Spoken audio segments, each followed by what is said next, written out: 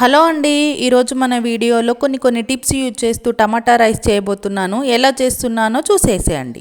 Stove వెలిగించి pan పెట్టుకొని అందులో 2 టేబుల్ స్పూన్ ఆయిల్ వేసి ఆయిల్ హీట్ ఎక్కిన తర్వాత జీలకర్ర ఆవాలు వేసి కొంచెం చిటపటలాడిన తర్వాత మినపప్పు కూడా 1 టేబుల్ స్పూన్ వేసేసేయాలి. పప్పు వేగిన తర్వాత కొంచెం కరివేపాకు వేసేసేయాలి. తర్వాత కచ్చపచ్చగా దంచుకున్న ఒక 6 వెల్లుల్లిపాయలను వేసేసేయాలి.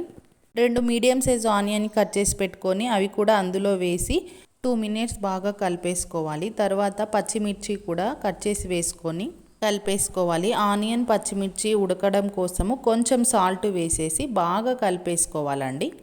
ఇలా వీడియోలో చూపిస్తున్న విధంగా పచ్చిమిర్చి ఆనియన్ అనేది మంచిగా మగ్గిపోవాలండి. లేకపోతే మనం తింటుంటే ఆనియన్ అనేది కరకరలాడుతూ ఉంటుంది. అలా కాకుండా సాఫ్ట్గా కుక్ అయితే మంచిగా టేస్ట్ వస్తుందండి. ఆనియన్లో నుంచి వాటర్ రిలీజ్ అవుతుంది కాబట్టి జ్యూసీగా ఉంటుంది. తర్వాత 4 టమాటాలను కట్ చేసి అందులో వేసేయాలి. టమాటాలు బాగా ఉడకనివ్వాలండి. ఎందుకంటే టమాటాలు కూడా పచ్చిగా ఉండొద్దు. అందులో నుంచి కూడా వాటర్ రిలీజ్ అవుతుంది కాబట్టి కొంచెం టైం తీసుకుంటుంది. ఒక 5 మినిట్స్ అలా వదిలేస్తే టమాటాలు మగ్గిపోతాయి. మనం ఇంతకుముందే ఆనియన్స్లో సాల్ట్ వేసాం కాబట్టి కొంచెం చూసి సాల్ట్ వేసుకోవాలి. ఇలా మధ్యలో కలుపుతూ ఉండాలి. టమాటాలను ఇలా ప్రెస్ చేస్తూ ఉంటే అవి మంచిగా ఉడికిపోతాయి. ఇప్పుడు 2 టేబుల్ స్పూన్ కారం వేయాలి. తర్వాత 1/2 టేబుల్ స్పూన్ టర్మరిక్ పౌడర్ వేసి 1 టేబుల్ స్పూన్ గరం మసాలా వేసి బాగా కలిపేసుకుందాం. ఇలా కలుపుకుంటూ మధ్యలో టమాటాలని కూడా మ్యాష్ చేస్తూ కలిపేసుకోవాలండి. అలా కలపడం వల్ల టమాటాలు కూడా బాగా తొందరగా ఉడికిపోతాయి. ఇందులో నుంచి ఆయిల్ అనేది బయటికి రిలీజ్ అవుతుందండి. అలా రిలీజ్ అయ్యేంత వరకు మనం ఇలా కలుపుతూనే ఉండాలి.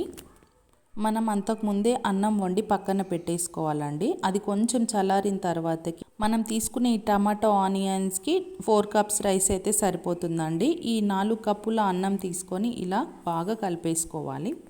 టమాటా ఆనియన్ మనం వేసిన కారం గరం మసాలా అంతా అన్నానికి పట్టేంత వరకు ఇలా పైనుండి కిందికి ఇలా కలుపుతూ ఉండాలండి. అలా కలిపినప్పుడే అంతా రైస్కి పడుతుందండి. అప్పుడే మనం తింటుంటే టేస్టీగా ఉంటుంది.